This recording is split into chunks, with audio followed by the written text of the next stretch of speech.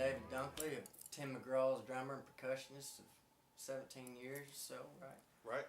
Right. It's great, man. I appreciate you being a part of this documentary, Glad to help, Chase Your man. Dreams documentary. And you've definitely chased some dreams and lived some dreams, seen a lot of stuff, done a lot of stuff with Tim McGraw, been a big part of his backbone. Right. Where'd you get your start at, and how'd you get hooked up with him and get started with him? Career? I come from West Virginia. I grew up in a little town outside of Charleston, and it's a great music scene there. There's a lot of great players around Nashville from West Virginia. Yeah. They're all over the place. And so I started, I probably did about 10 or 15 years there playing in nightclubs and, Right. running down the dream there, trying to get my wheels spinning Yeah. fast enough. But And getting a resume built. thinking that's what I was doing. But Right. it's really funny. The first guy I was ever in a band with in high school, he goes on and becomes Tim McGraw's sound man. Mhm. And so about 12, 13 years after that band we was in, he calls me and says, "Man, I know you don't do drum teching, but I have a job if you want to do it. I can promise you 2 weeks of work, and that's teching for Billy Mason, just Tim's drummer." Mhm. And being where I was then, I needed the money, so I thought, sure, another shot at Nashville. I'd already been to Nashville twice and Right. went back home. Oh, you come here and try to make it, try Twice. to work. Sold Right. everything, lost everything 2 different times. Musician's life. Yeah. So I took my next chance again, and that phone call changed my life. Right. It really changed my life. The next day, I was packing my clothes and coming to Nashville, and I didn't go back home for about 3 months after that. So, and the 2 weeks turned into 6 months, and then about the 8th month, Tim invited me into the band. He started by playing a couple songs here and there, and I was there during the time when him and he had met Faith, and she was starting to come out and sing, and so I kind of saw all of that. Right. I went to their wedding, and all these things was going on. But so I got invited to the band. He walked by me one day in the hallway and said, "Man, I like what you've been doing, playing for me a few times a night. I want you to get whatever you need in LA next week. I want you to join the band permanently." That's awesome. So What was that feeling like with chasing your dreams and you finally got a word like that from? I couldn't believe. It was almost stunning because he put me in the band a little bit at a time. It wasn't that Right. that impact of I got one phone call, but because I'm still setting the drums up on the day he told me that I'm a crew guy, Right. part-time band guy, Yeah. and so I'm busy, and he just walks by me and tells me that, and I can remember walking down the hallway going, "Wow, I think that just happened." Yeah. Did that really just happen? So I spent the next 5 days still loading the truck after the gigs, and the first day I didn't have to load the trucks anymore. Yeah. All the crew. You knew so. You know you done I made did- a that's little when you bit. know it. One And footstep anyway. I walked off the stage and I walked by the ramp, and all the guys are loading the truck, and the guys in the crew, they love me, it was my buddies, but they decided not to speak to me for 7 days. So I was so they was all ignoring me, and then they would say something smart aleck about me while I'm around. So on my first day of not having to do that, I walked by and I stuck my head in the back of the truck. I was like, "Ain't you guys got some trucks to load or something back here?" Yeah, you gotta. Right. Yeah.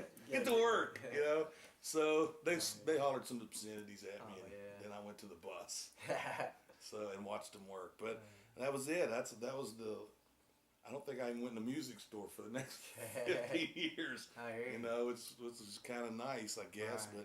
But I forgot the joy of the music store. I've been going back here lately. I feel you. What's some of the songs you've recorded with Tim? Well, Tim took us all to New York. We did the first record with Tim was Tim McGraw and the Dancehall Doctors. We did Red Ragtop. I've been on that. Live Like You Were Dying.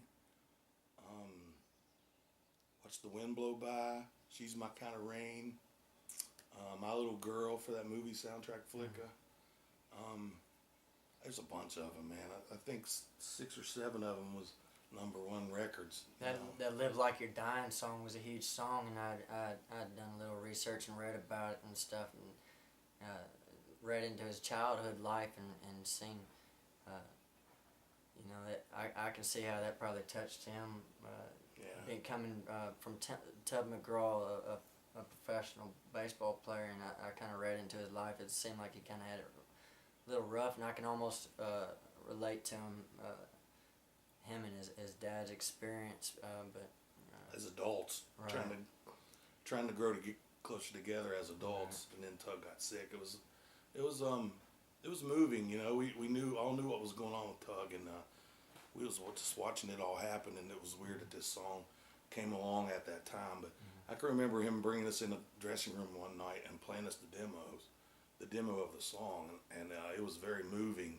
Okay. You know, and I remember thinking, boy, this is going to be huge. Good. This is going to be a big point in his career, and I think it ended up being the longest running number one single in country music for like 10 weeks or something like that. Right. So you talked about being on the road quite a bit, and I know you one of the biggest country stars. He's on the road 17 years. What was it like to have a family life? You know, how did that affect your life? It started out. I met my wife about 3 years into it, and I started my family. You know, up into the career a little, up into the road life a little bit, and it was hard. Of course, it was hard on her, and we have 4 boys within about 7 years together. So you know, it was hard on her, and it was hard to leave them, and it never got easier. It just got harder, really, to be honest with you. But as Tim got bigger, we didn't have to go work as much as we did before. But still, you're gone. Gone is gone. You drive by a little league field somewhere, and you see all these families and dads with their kids, and you're in the bus, and you haven't seen your kid, and you know he's at the little league field at home. It's hard. They're wanting to be you, and you wanting to be them. Exactly. Well, don't you know that? Yeah, that's exactly. You know, I mean, when you put a record out, and even 2000, you know, a big record would sell 500,000 copies the first week or two, or that's a big record. Right. And nowadays, man, you get 100,000 in your first week. Of physical records. Right. You're doing pretty good. A lot of people just buying tracks. They're now. buying tracks. They're buying them single. And it's all evolved, and the music business is set still. And they've not figured out how really to rein that in. And it's all shifted now, where you used to make money on your records and things like that, your contract or however you got paid. The road was like supplement. Well, now the road has become your income.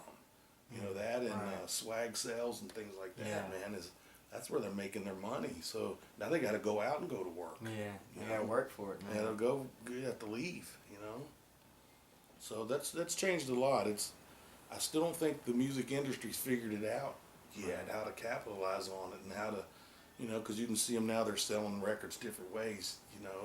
They might offer this package, and it's just the way they go about it. They're throwing it out there just to see what happens. Right. Until they can figure it out. I did a lot of recording before Tim with the tape. Yeah.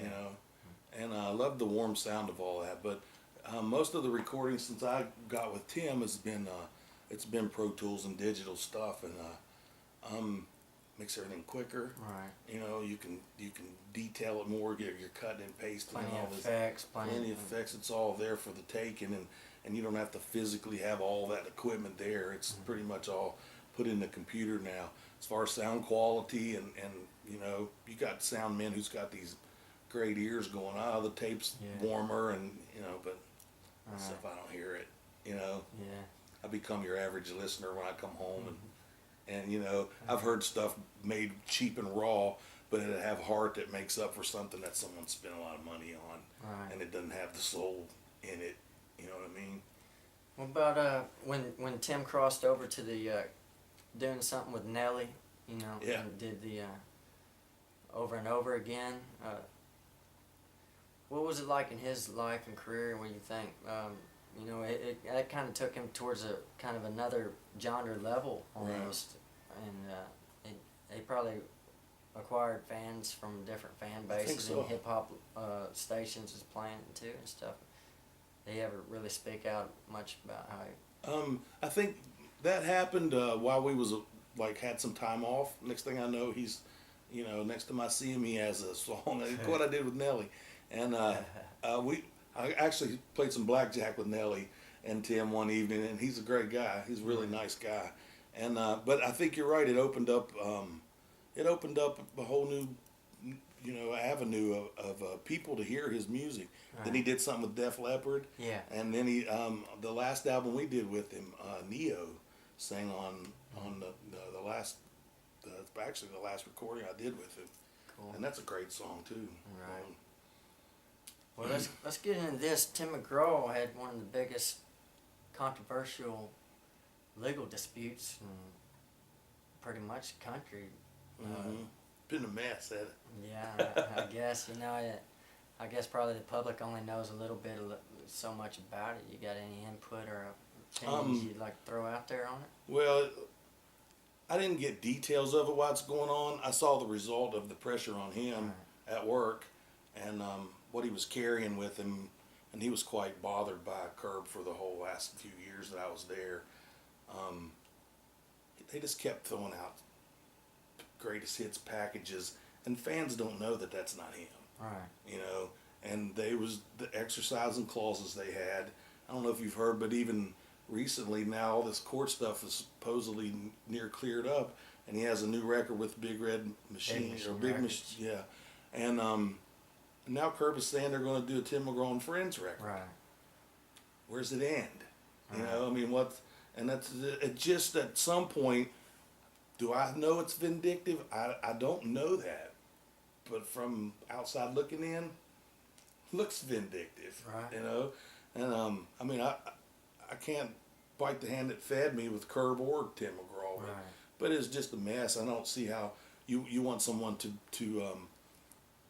be able to do something in music, but you want to put so much pressure on them that, how do you put out the best quality stuff? How do you hand that to someone that you don't respect, or I don't know.